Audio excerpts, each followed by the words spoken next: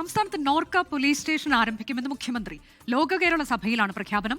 പ്രവാസികളുടെ സുരക്ഷിതത്വം ഉറപ്പാക്കാൻ ചീഫ് സെക്രട്ടറിയും DGPയും ഉൾപ്പെടെ അംഗങ്ങളായ ഹൈ പവർ കമ്മിറ്റി രൂപീകരിക്കും. ശക്തമായ കുടിയേറ്റ നിയമം വേണമെന്നും ഇന്ത്യൻ എംബസി ഇല്ലാത്ത ഇടങ്ങളിൽ നോർക്ക പ്രതിനിധിയെ നിയമിക്കണമെന്ന ആവശ്യം ചർച്ച ചെയ്യാമെന്നും മുഖ്യമന്ത്രി പറഞ്ഞു. അലക്സ് റാം മുഹമ്മദ് വിവരങ്ങളുമായി. അലക്സ്, എന്തൊക്കെയാണ് തീരുമാനങ്ങൾ?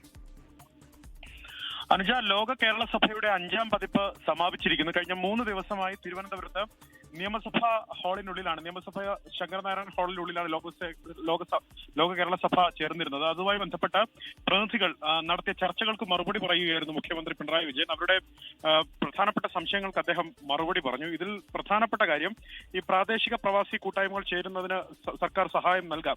ഗ്രാമസഭകൾ പ്രവാസികൾക്ക് മാത്രമേ പ്രത്യേക ഗ്രാമസഭ ചേരാനാകില്ല. ഗ്രാമസഭകൾ പഞ്ചായത്ത് രാജ് ആക്ട് പ്രകാരമേ ചേരാനാകൂ എന്ന് അദ്ദേഹം മറുപടി നൽകിയിട്ടുണ്ട്. ഒപ്പം പ്രധാനപ്പെട്ട ഒരു കാര്യം, ഈ നിരവധിയായ ഈ തട്ടിപ്പ്, അതായത് വ്യാജ തട്ടിപ്പ് പരാതികൾ നിലനിൽക്കുന്നുണ്ട്. ഇതൊക്കെ നേരിടുന്നതിന് വേണ്ടിയും ഒപ്പം പ്രവാസികളുടെ സുരക്ഷ ഉറപ്പുവരുത്തുന്നതിന് വേണ്ടിയും നോർക്ക പോലീസ് സ്റ്റേഷൻ ആരംഭിക്കുമെന്നുള്ളതാണ്. ഇത് ഈ ലോക കേരള സഭയുടെ ആദ്യ സെഷനിൽ തന്നെ മുഖ്യമന്ത്രി ഈ നോർക്ക പോലീസ് സ്റ്റേഷൻ ആരംഭിക്കുന്ന കാര്യം വ്യക്തമാക്കിയിരുന്നു.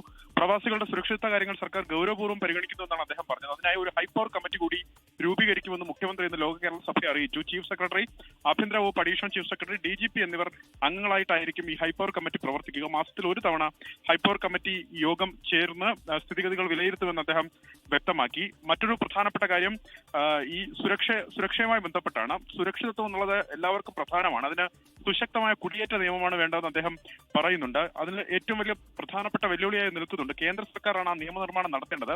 ദീർഘനാളത്തെ മുറവിളികൾക്കൊടുവിലാണ് ഇമിഗ്രേഷൻ നിയമം 2019 കരട് പുറത്തിറക്കിയത്. 2021 2ാം കരട് പ്രസിദ്ധീകരിച്ചു. 2025 ഓവർസീസ് മൊബിലിറ്റി ഫെസിലിറ്റേഷൻ വെൽഫെയർ ബില്ലും പ്രസിദ്ധീകരിച്ചു. കാതലായ മാറ്റങ്ങളോടെയാണ് ഈ ബില്ല്. പക്ഷേ സാധാരണക്കാരായ തൊഴിലാളികളുടെ സുരക്ഷ ഉറപ്പുവരുത്തുന്നതാണോ ഈ ബില്ല് എന്ന സംശയം പൊതുവെ ഉയർന്നു വന്നിട്ടുണ്ടെന്നാണ് മുഖ്യമന്ത്രി വ്യക്തമാക്കിയത്. എന്താണെങ്കിലും ലോക കേരള സഭ സമാപിച്ചിട്ടുണ്ട്. ഇതുമായി ബന്ധപ്പെട്ട നിർദ്ദേശങ്ങൾ പരിഗണിക്കുന്നതിന് വേണ്ടി ഒരു ഹൈപ്പവർ കമ്മിറ്റിയും രൂപീകരിച്ചിരിക്കുന്നു. അനുജ, അതാണ് ലോക കേരള സഭയിലുണ്ടായ ചില തീരുമാനങ്ങൾ, മുഖ്യമന്ത്രി നൽകിയ ഉറപ്പുകൾ. അതിന്റെ വിവരങ്ങളാണ് അലക്സ് റാം മുഹമ്മദ് നൽകിയത്. ലോകത്തെവിടെയായാലും ഏത് സമയത്തും 24 വാർത്തകളും ഓഗ്മെന്റഡ് റിയാലിറ്റി പാക്കേജുകളും എക്സ്പ്ലെയിനറുകളും വിശദമായി കാണാൻ ഞങ്ങളുടെ YouTube ചാനൽ നിങ്ങൾക്ക് സബ്സ്ക്രൈബ് ചെയ്യാം.